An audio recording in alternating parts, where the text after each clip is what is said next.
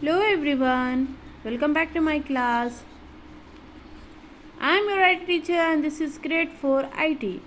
In today's video, let us start lesson number 8, writing procedure. Okay, so this is page number 64. In general terms, the word procedure refers to the method of doing a particular task. For examples, the step you follow to switch on a computer is an example of a procedure. In logo procedure, actually it is a set of logo commands given one after the other to perform a particular task. Each procedure should always be given a particular name. So what they are saying, each procedure should always be given a particular name.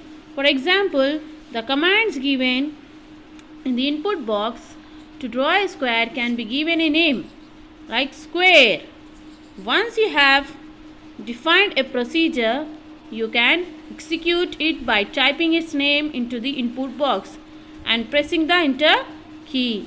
Okay, a procedure has 3 parts. What are the 3 parts? How many parts? Procedure has 3 parts: title line, body and end line. Okay, so title line, it allows you to give a name to the procedure. Okay, so it allows you to give a name to the procedure.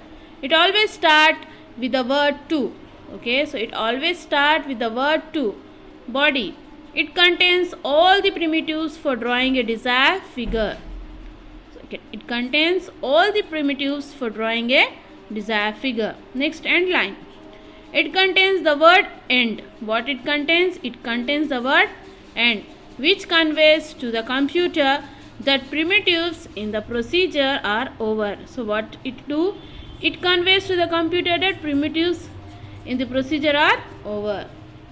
Next, rules for naming procedure in MSW logo. So while writing a procedure name, we must keep a certain points in our mind. Okay, so these are the rules. First rule, a procedure name can have numbers, comma symbols and alphabets. Yeah, so a procedure name have numbers, comma symbols and alphabets. Second one, the first character of a procedure name should always be an alphabet. Okay, the first character of a procedure name should always be an alphabet. Next, a procedure name cannot have any blank space and arithmetic operators. Okay, so a procedure name cannot have any blank space and arithmetic operators. Next, we should always not use any logo command as a procedure name. Okay, so we should not use any logo commands as a procedure name. Next, procedures are kept in a memory as part of a logo workspace. A procedure are kept in a memory as part of a logo workspace. Okay, so these are the rules we have to follow for naming procedure in MSW logo. Okay, next, defining a procedure using the input box. Okay, so to name a procedure, the following points should be kept in mind. Okay, first one, click in the input box. So this is a figure 8.1 using the input box. Next, type in to followed by the name of the procedure. Example, to triangle and press the enter key. To triangle and you have to press the enter key. Next, the to mode input box will appear. Enter the primitives one after another by pressing the enter key. When all the primitives are entered, type in end and press the enter key. The procedure will be defined.